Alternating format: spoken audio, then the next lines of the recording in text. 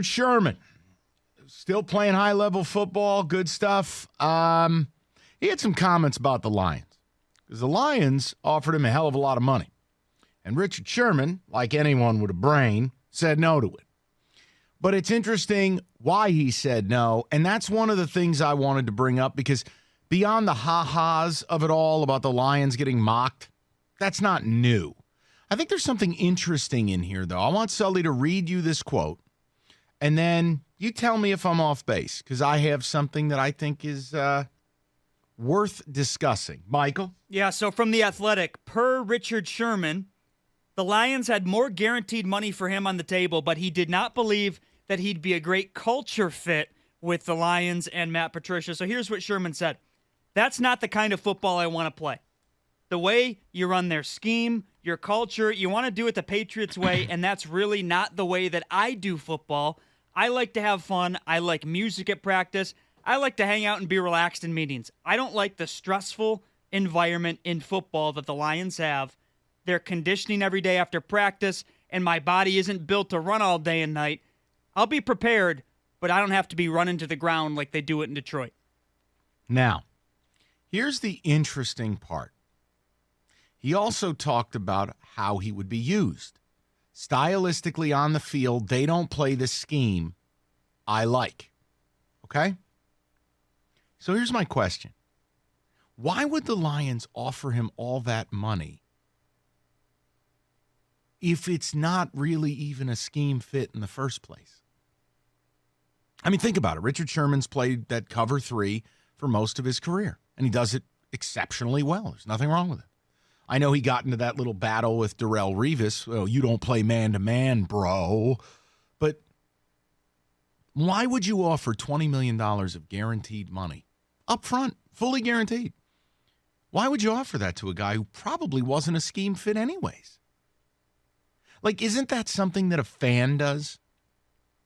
Isn't that something that we would just talk about? Now, the actual criticisms of the Lions, I think it brings a second layer into this. And I know what many of you will say. Well, if, hey, guys aren't going to buy in, screw them. That's fine. But remember something. You have over $50 million of cap space. Just like last year, when you had a bunch of cap space, you need to have the machine going in every silo. So picture you're driving and you see a big farm and it's got 4 or 5 silos. All 5 of those have got to be full for your franchise to be doing what it needs to do. That means you're drafting. That means free agency. That means trades. That means culture. That means player development. It's all got to be moving in the same direction, right? Think about this now. Richard Sherman didn't have a huge market. He didn't. But he wouldn't even consider you based on the program you're running and the scheme. He didn't go to some great franchise. Let us be very clear about this. He went to a brutal San Francisco organization. He didn't go to the Steelers. He didn't go back to the Seahawks. He didn't go to the Cowboys. He didn't go to the Patriots, right? He didn't do any of that. Didn't go to the Chiefs, Ravens, none of it. He took another bad organization over you. And you go, well, why is it important? Richard Sherman's a jerk. It's important for this very specific reason. That now the book is out on what you're doing here. It doesn't have a good reputation with veteran players. You have made a concerted effort to get rid of veteran players here.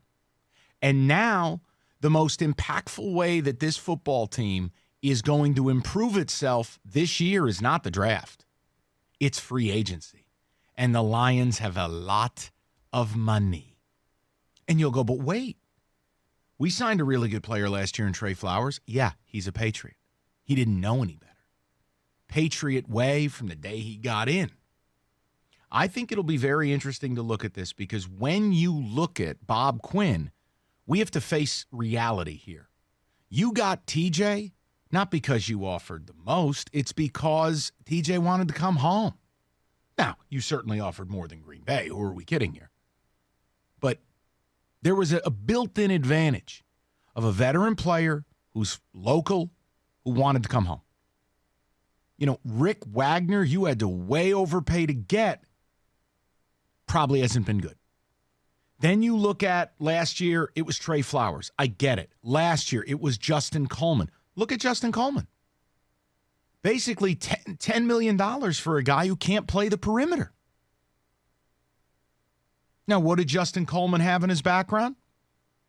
He had some Patriot blood. He also played with Seattle. But Seattle chose someone else over Justin Coleman because Coleman can't play outside. Coleman was forced to play outside here. I think he gave up 8 touchdowns. No bueno. Why is this important? Because I think it illuminates something here.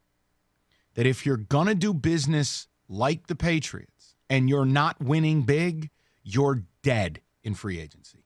You're dead. Because a veteran player, even with a limited market, who can call his own shot, he ain't coming to you. Look, the Lions have never really had an issue getting free agents here. They haven't. If you really look at it over the years, they've gone out and they've gotten free agents. Now, maybe it's not the guy, but they've been able to, over the years, sign solid players. Do we all agree on that, right? Guys come to Detroit, the old stories of they never left the facility. But with the new way they're doing things, if you're not a Patriot, if you have any other options, it sure sounds like you're not coming here. So then I ask you again, how the hell are we getting better? How are we going to put this together? Hey, I'm not a big Richard Sherman guy. I don't necessarily like his act. He's a damn good ball player, plays a very specific scheme, and does it elite. Not knocking him. But I think it's borderline hilarious that you offered him all this money and he wasn't a scheme fit here. And he still said no to you with barely any other offers on the table and went to San Francisco. But listen to his words and then stack up what your off seasons look like and ask yourself again, how is Bob Quinn going to go on the open market?